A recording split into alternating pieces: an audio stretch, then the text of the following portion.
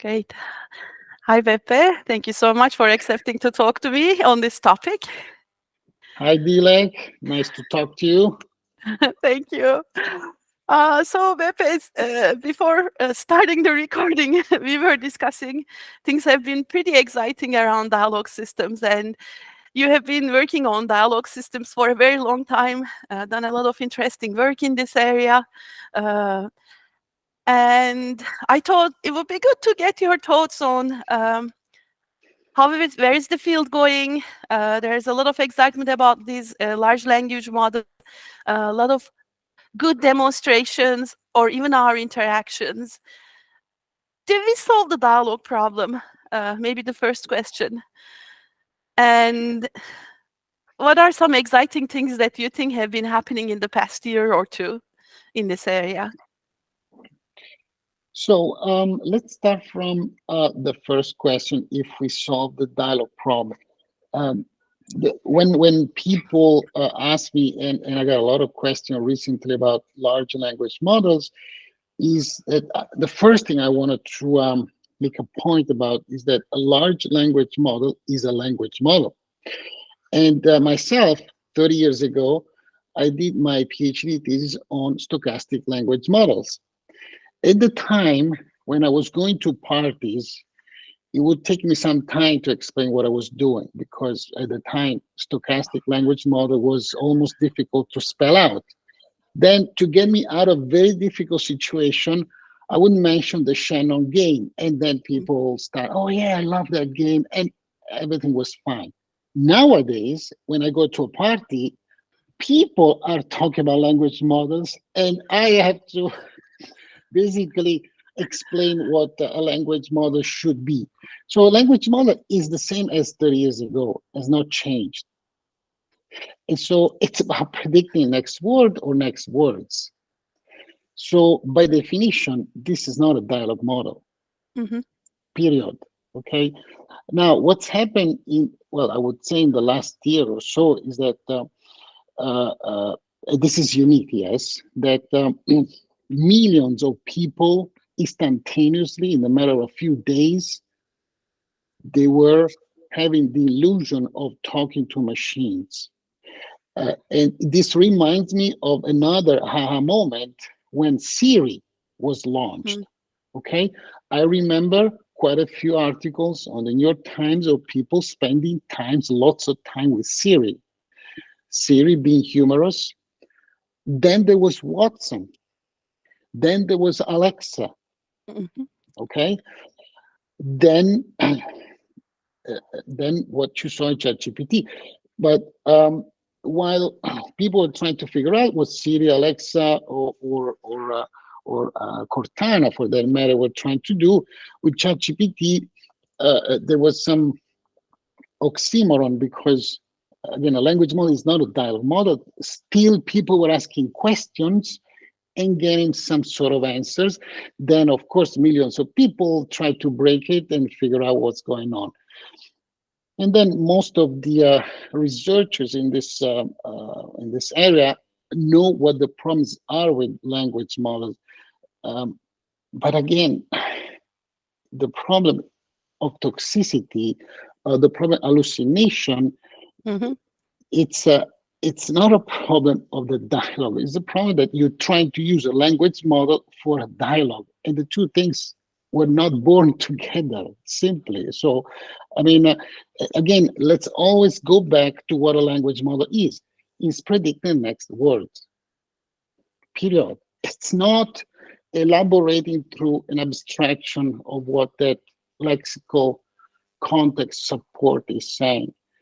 I mean, I had to update my lectures slide with some example for ChatGPT.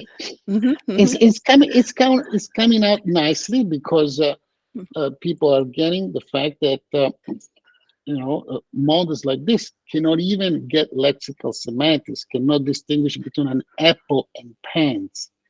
Still, I think it was very positive that millions of people could get this project themselves in the future. So this was fantastic. So a lot of the people, workers, employees, they were asking me, How can I use this for my work? How can I use these tools or whatever they are Hmm. to improve? Okay, so there are the goods and bads of what happened. So I think this was the first concept. Language model is Hmm. not a dialogue model. This is the first point. Then all the issues that we know in our community are there. But to me, and I had a discussion at a conference recently, it makes no sense to fight hallucination because Mm. you're not going to do anything. Okay, you're not going to do anything in terms of it's going to happen, and until you fix the problem upstream, Hmm. the fact that you detect hallucination is going to give you very little Hmm. satisfaction. It's Um, mhm. It's very yes, please. interesting that you draw some similarity between the times that Siri came out, for example, or Watson, for that matter, and I think similarly on that one. And then when Siri first came out, like we worked on dialogue, I don't know, for even over 10 years at that point, or about 10 years at that point. I was thinking, oh, it's so interesting. Like, there's all this technology, and then what really amazes the people is the fact that like Siri gives like some cute answers to each of these questions. Yeah, It was yeah, like yeah. kind of like a aha moment for me, mostly thinking about like task completion or and so on. So, did you think something similar now, like after ChatGPT, for example? Like, oh, okay, this is something that we didn't think of before, or this is like very attractive to people, but we didn't consider this in the dialogue research before. It's like, is there anything like that that you can think of? You're saying that we didn't expect if we expected ChatGPT to happen. Is that the question? Or more like people think this is useful Oh, for I this see. purpose, and like for Siri, it was like it's entertaining. It gives like funny responses, and Yeah. for me, like Well, you're supposed to complete a task, no matter even.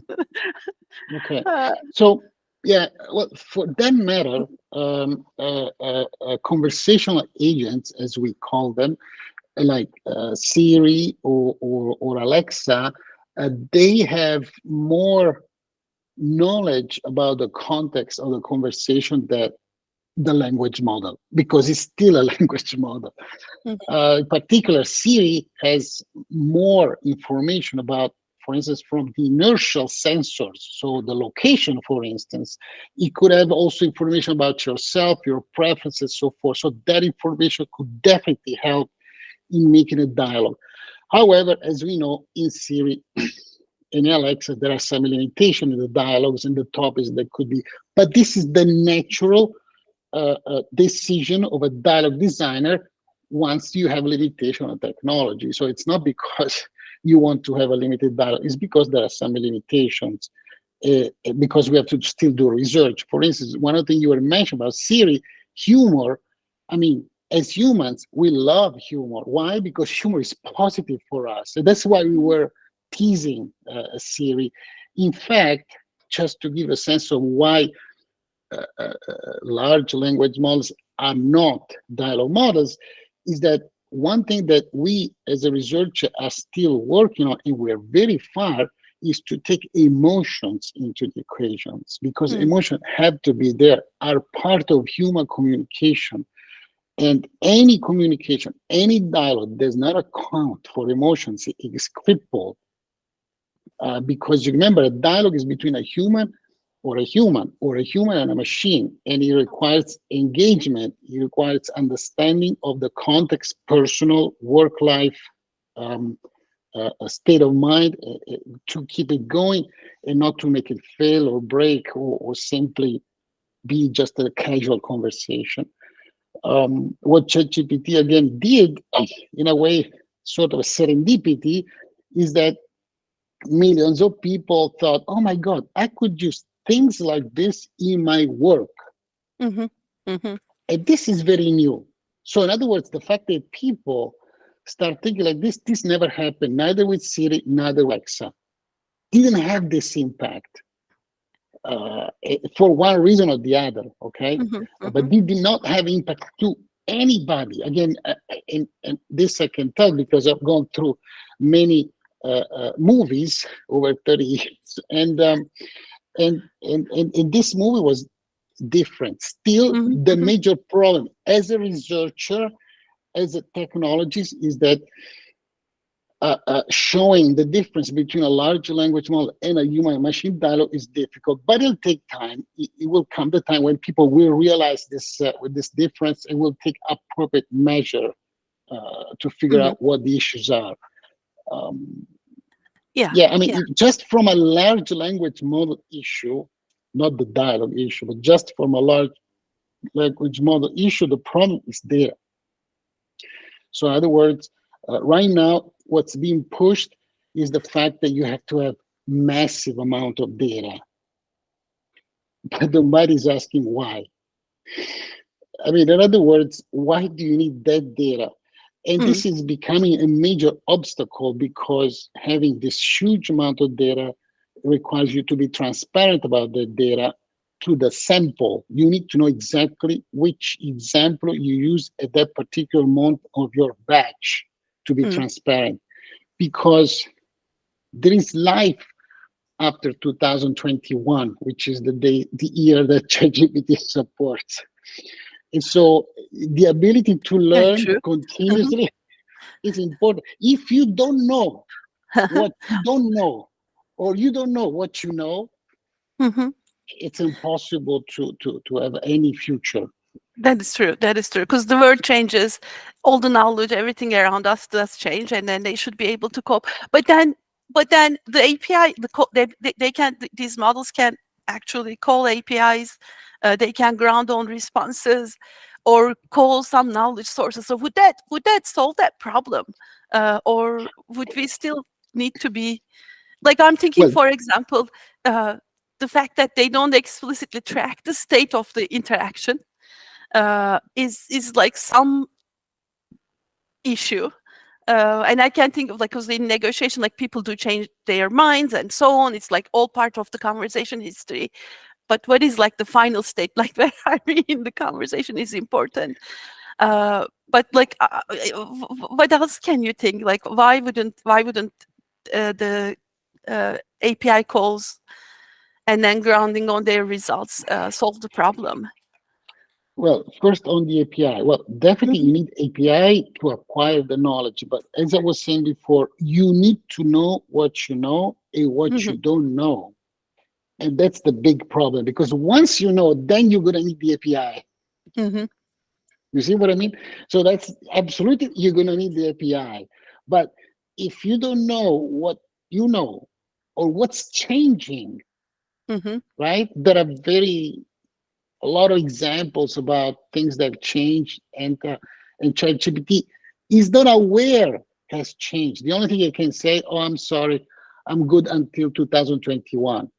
mhm, mhm, This rejector doesn't work. I mean, it can work for a demo, that's fine, but there is mhm, some mhm, systemic mhm, algorithmic issue. And then the other issue you talk about grounding. Well, grounding, both you and myself have been working, and other researcher, we know it's not easy if it's not symbolic. mhm, So we worked on grounding, let's say, playing the rules of embeddings and stuff. Yes, we do get marginal improvements, some improvements, mhm, but we need to go symbolic. And symbolic, especially at the outer end of the pipeline. We may be neural in the back end, maybe front end near symbolic, but this mhm, may not be the solution, but to have control of a conversation, you need to have something that is interpretable to the user and to the algorithm that you want to use for control. This mhm, is by design. I mean, the simpler dialogue models that we trained in the at the end of last century, beginning of this century, they did have control. They did some limited things, but at the time, I mean, when we deployed the first natural language understanding system, we asked how may I help you? This was a big revolution. mhm, Yes, he was doing call routing, true, but we had control. I mean, to be able to mhm, support. users. So that's the big Mhm. problem, is to understand this balance between neural and symbolic models and how they work together. And Mhm. then grounding will definitely be needed. I see. I see. Yeah. Yeah. Control. I mean, you picked up a good point. That's one of the things that I'm thinking of highlighting, because there's a lot of focus on controlling the output of the decoding through constraint decoding and so on.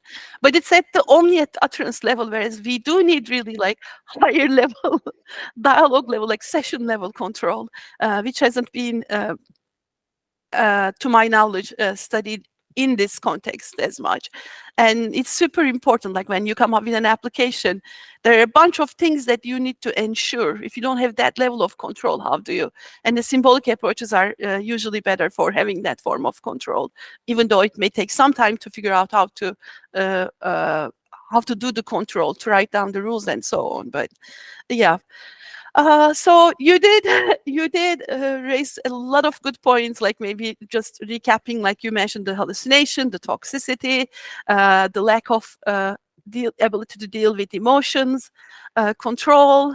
Um, what else? Anything Well, else there that is? is, I do have one very important message for Mhm, the whole research community, mhm, and that is about evaluation. mhm, If you can measure, you can do science. So one word of not only advice, because there are mhm, many smart people around there, but just one word of uh, uh, wisdom about this is that I know evaluation of a dialogue system is something very, very complex. mhm, In the late 90s, there were a couple of important efforts in this respect. After that, in the last 25 years, there was almost nothing. mhm, So last 2 years, I actually took this effort to work on the evaluation, to propose a way for people to be transparent and consistent and congruent when they publish work on human machine dialogue system. This is tremendously important, because from the evaluation, if you believe and you are consistent in using evaluation metrics mhm, methodology, then easily you will find that it's going to be natural to say, hey, you know what? Maybe I should not just rely on intrinsic metric like cross entropy, which may be good mhm, at that level.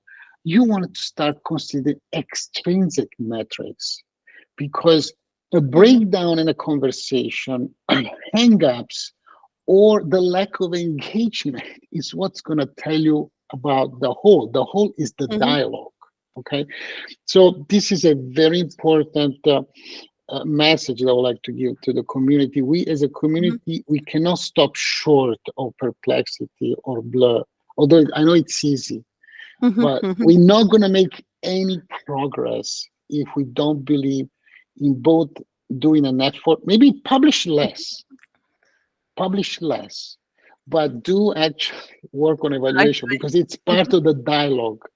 Okay. But but is a suggestion, and I completely agree with like the issues related to evaluation. The suggestion was focusing on like also figuring out what sort of like developing new metrics, or is the suggestion do the evaluation in a different way? And if so, like do human evaluation, for example, is that basically what you mean? What would be the Well, like guidance what we somewhat proposed was, established in the dialogue community, but not really externally?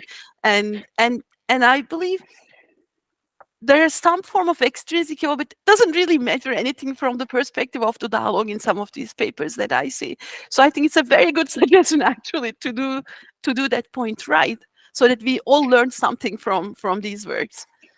yeah, what we did in this paper we proposed was not to aspire to a standard, because that's Hmm. very difficult, take time, but at least to agree on the fact that there should be some dimension that we more Hmm. or less agree, that we should document all the Mhm. steps in the evaluation because it's a tremendously time